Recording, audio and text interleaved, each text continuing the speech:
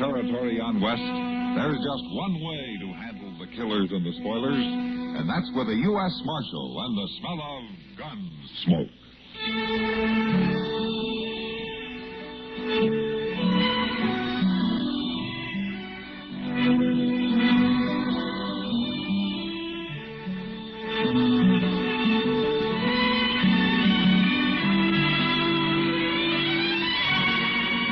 Gunsmoke, starring William Conrad. The story of the violence that moved west with young America. And the story of a man who moved with it. I'm that man.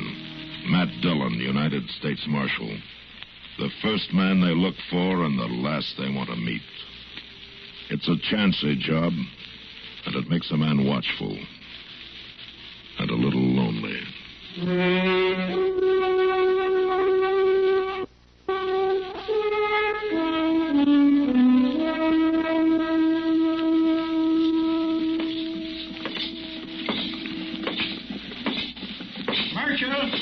Marshal Dillon. Yeah. Wow. Morning, Cyrus. How have you been? Oh, tolerable, I reckon, Marshal. Rheumatism is plaguing me some. No? At my time of life, a man's got to expect a few miseries. Are you heading for your office, are you? Yeah, sure I am. Well, I just thought maybe we could sit and talk a spell. Well, come on. I don't get into town too often, Marshal. Yeah, I know that. I just thought we'd sit and talk. Oh, I see. Things all right out at the farm? Oh, yes, same as usual. Farming don't change much. You get a good crop one year and a bad one another. But all evens out in the long run. Yeah, I guess it does. Go ahead. Thank you, Marshal. Morning, Mr. Dillon. Chester, you know Cyrus here, don't you? Sure. How are you, Mr. Hudson? Fine, Chester. My land, I didn't hardly recognize you at first. We don't see you in town very often. No, the place keeps me pretty well tied down. Have a chair, Cyrus. Oh, thank you, Marshal. Feels good to sit. I ain't getting any younger. Well, I guess none of us are. Mr. Dillon, I fetched the mail up from the depot. Oh. There on your desk. Oh, thanks. Wasn't nothing important, though. I'll look at it later. Say, you haven't got any coffee, have you? Well, I got some brewing. Will it be all right if I whittle, Marshal? Well, sure. Go ahead. Seems to help a man to talk. Whittling and talking just go together somehow. Yeah. What was it you wanted to talk about, sir? Well, nothing exactly. Just talk's all. Oh, I see. This is going to muss up your floor some. Oh, well, that's all right, Mr. Huggins. I got to broom it out later anyhow. That's one thing Bertha'd never stand for. Bertha figures the barn or out in the yard's a place to whittle. How is Bertha? Fine. She's fine. We've been together a long time, Marshal. Me and Bertha. 37 years we've been married. That's a long time. Yeah, sure is. Married back in Ohio. Then we went down to East Texas for a while and come on up here later. Been a lot of changes in them years. Yeah. Oh, thanks, Chester. Weren't no town here at all when we first come to Dodge, just the fort. Then later a trading post. Buried our boy here the second year. Used to grow corn down in the bottomland and sell it to the garrison at the fort. And it's when the Indians didn't get it first. Yes, sir, there's been a lot of changes. Yeah.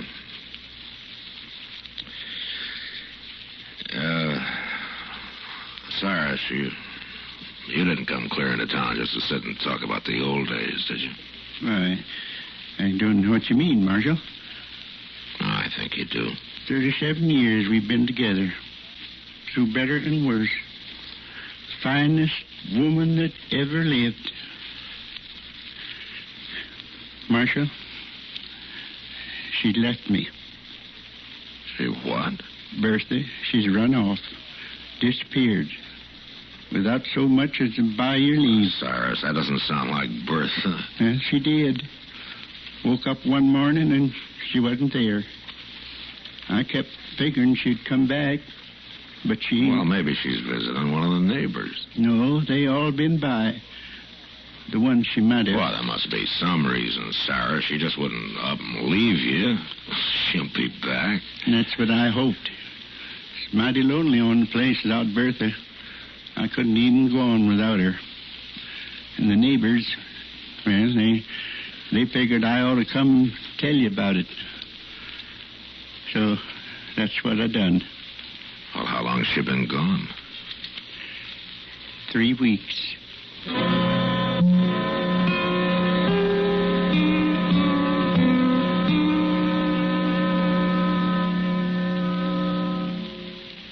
Now, just listen a minute, if you will. I've got a little story to tell you. Well, it's not so little. It's sort of a tall tale. It's about Kemp Morgan. Ever hear of him?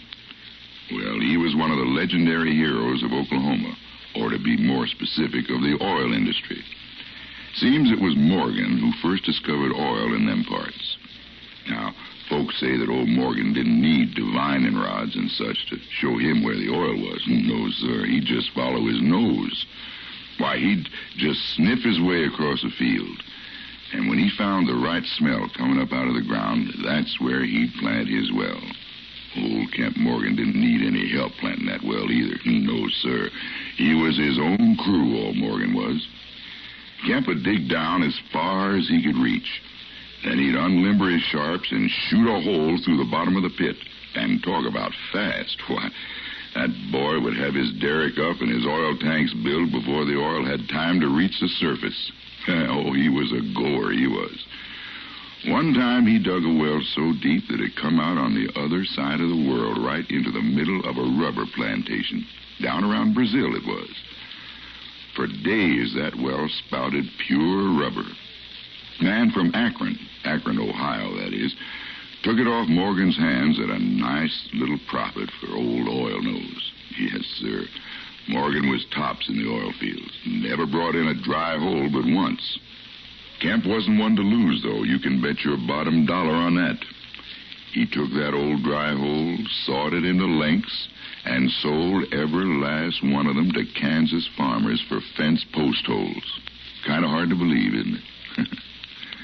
Say, isn't it nice being citizens of a country where you can laugh and talk about things free as a breeze? And write and read and worship, too. Yes, sir. Maybe you don't think about it much, but you should.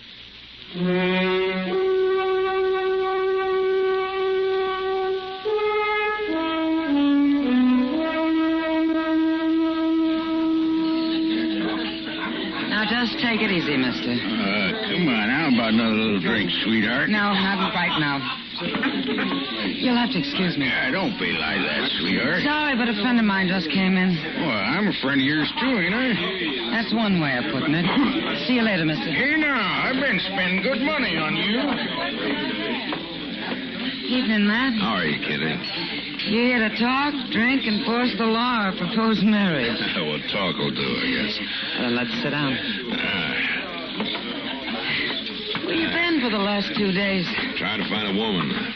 Well, in that case, Matt. No. This is a particular woman. I'm fairly particular at times.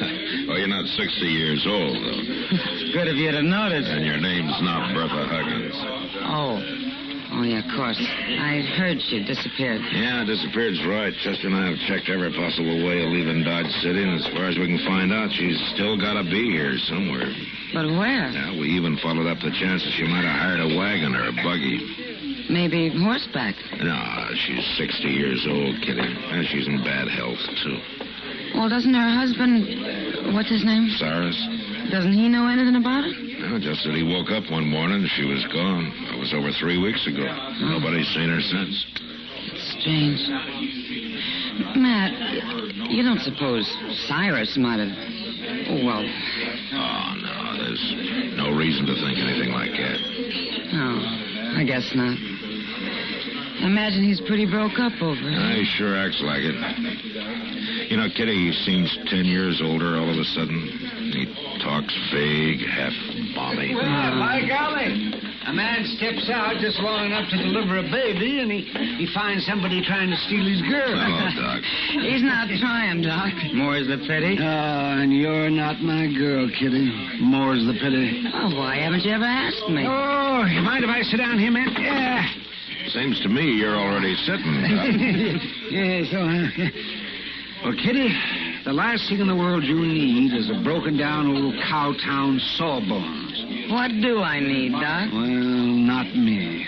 Oh, and not this hard-headed, battered-up excuse for a lawman, either. Well, I thought he was in pretty fair shape. Oh, pretty close. He's got so many bullets in him, if you drop him in the water, he'd sink like a rock. You don't say. Sure, he'd say anything to keep from buying a beer.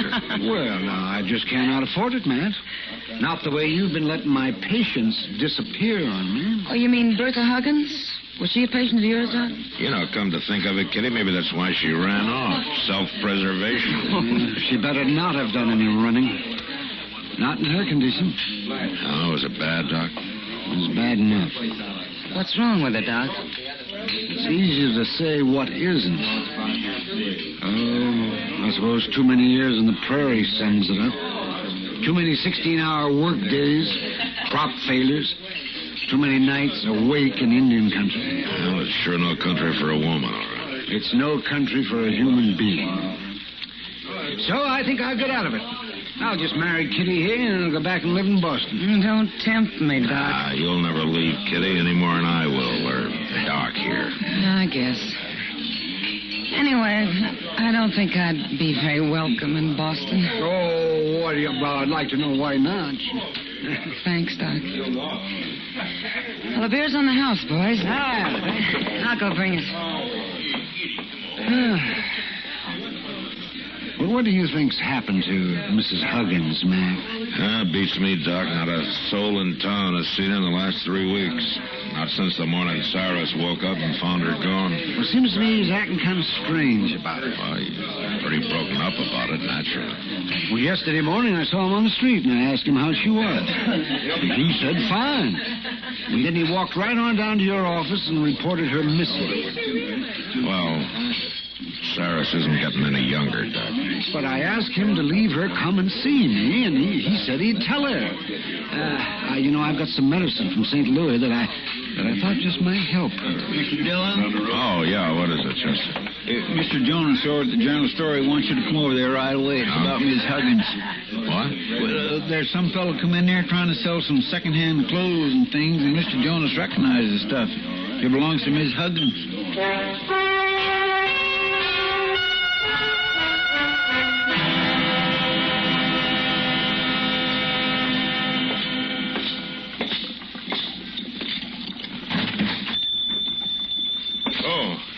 Marshal. Right glad to see you. I am for a fact. Is that him, Mr. Jones? Yes, down there by the stove. He's getting restless, too. Had a hard time keeping him here. I don't see what he's up to. Be careful, Marshal. He's wearing a gun under his coat. So am I. Evening, stranger. Howdy. You're new in town, aren't you? Just going through. How would you get here? I ain't sure that's any of your business, mister.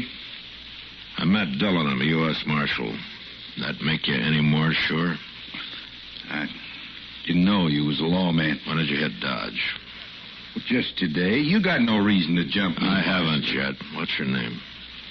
Hody Peel. Look, I ain't done nothing. And you got nothing to worry about. Just stand still, Hody. Yeah. What'd you take my gun for? Might save us both a little trouble. I ain't going to stand for this, Marshal. I'm a law-abiding citizen with a wife and a family. No? Where are they? We've been camping about 5 miles up the river. I rode into town alone. We've been looking for some land to take up. Homesteader, huh? If I can find a decent piece of land, I am. How long you been camped up there? Around 3 weeks, I guess. Uh-huh. Come on over here to the counter. All right, Marshal. I don't know what you're thinking, Marshal, but you're wrong. I ain't done nothing. This is stuff, Mr. Jones. Yeah, that's right, Marshal. Now, most of the things, here, like these turtle shell combs and hand mirror and some of the clothes could be anybody's, but this wool shawl and this needlepoint shopping satchel, I've seen Miss Huggins in town with these time and time again. So that's what it's about. Now, you're sure, Mr. Jonas? Well, of course I'm sure. She's had them things for years. Marshal, this stuff was give to us. I didn't steal it. Some farmer stopped us when we drove past his place and give it to us. You know his name? I didn't ask. It's about 8-10 miles west of town, a place with 2 white barns. That's the Huggins place, Marshal. He's an old fella. Talked kind of crazy. That was about 3 weeks ago. We cut off a trail and drove into his pasture to water our team, and he was there by a little spring. Doing what? He was busy digging a hole. We didn't hardly notice him at first. Then he took us up to the house and gave us his stuff. Did you see a woman around the place? No, just him. It was dirt from head to foot. It's kind of funny, that hole he was digging. I remember thinking at the time it looked sort of like a grave.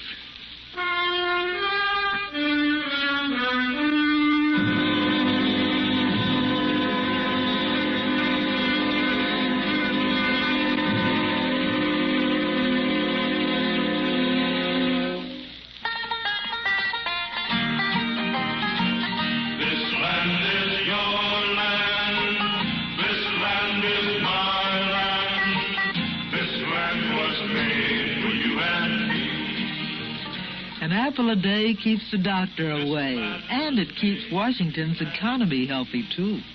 A leader in apple production, raising 1/4 of our nation's supply, the state of Washington could almost be called a gourmet state, for she also leads the West Coast in seafood, and her 5 famous types of salmon lead the world in canned fish commerce. So proud of their salmon are Washingtonians that a visitor to Seattle, the pearl of the Northwest, can send home an ice-packed Chinook from the Waterfront Fish and Oyster Company. Equally pride-inspiring are the snow-capped Olympics, the lofty Cascades and Mount Rainier. But tourists must be content with sending pictures of these. For all of its contributions to the rest of the United States, Washington remains a hometown state, with Treaty Day powwows in January on the Indian reservations, March's ski patrol race in Snoqualmie Pass, the spring festivals of rhododendrons, daffodils, and apple blossoms, and, of course, a salmon fishing derby in September. But every month, Washington is the evergreen state.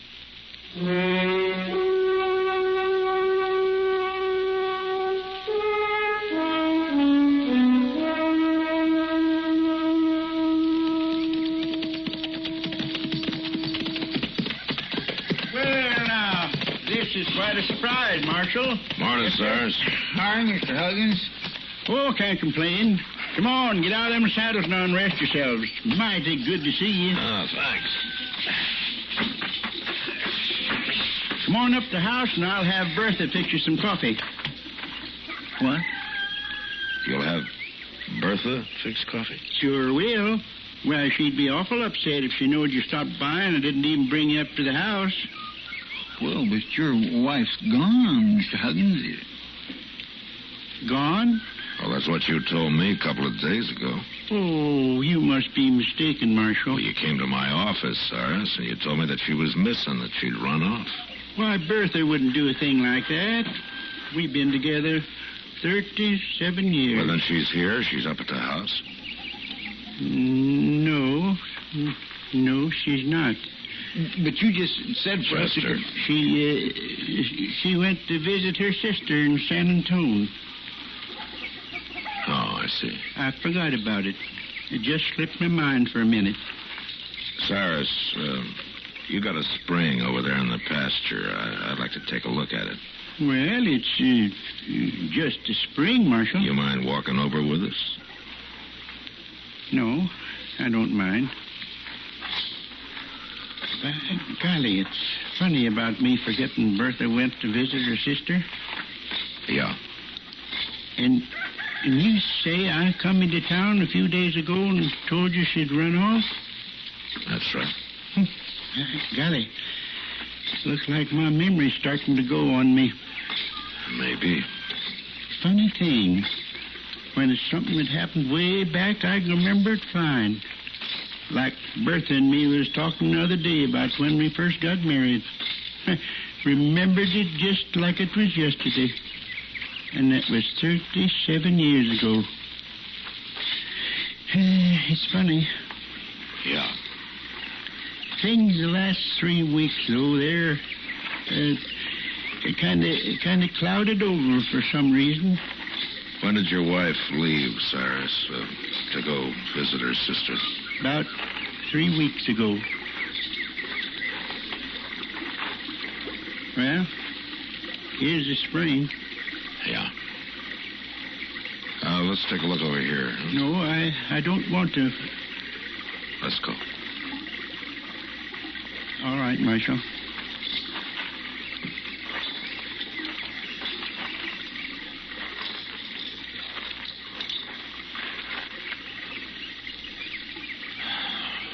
Did you dig this grave, Cyrus? Why, I don't know what you mean. That wooden headboard. Read what it says. I don't see it. I don't know what you're talking about. It says Bertha Huggins, beloved wife of Cyrus Huggins. Married 37 years. Bertha's in Shannon Tone. I don't know why anybody'd put that up. Cyrus, you can't go on living in a dream. You better tell me about it, huh? Cyrus? Well, it was in the night it happened. She was feeling poorly for weeks. And that morning when I woke up, she was already gone. Laying there, cold. I pretty near went out of my mind, Marshal. So you buried her. You gave away her clothes and things, huh? I started pretending, I guess, like she went off someplace and was coming back. Pretty soon I started believing it. I had to believe it. I couldn't even think of going about without her. I just couldn't face it. But at the same time, I knew, of course, in a way that she... Marshal? Yeah. Marshal, she's dead. She's really dead. And that's the truth.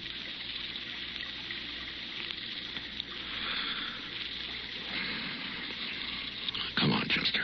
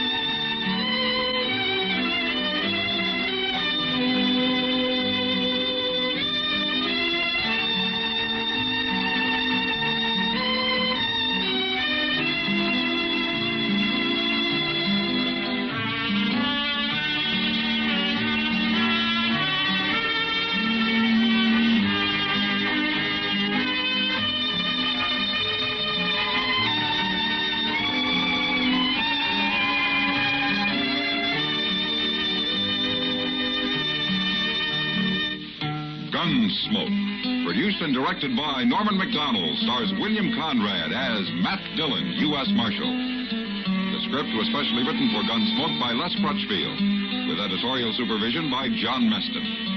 The music was composed and conducted by Rex Corey. Sound patterns were by Ray Kemper and Bill James.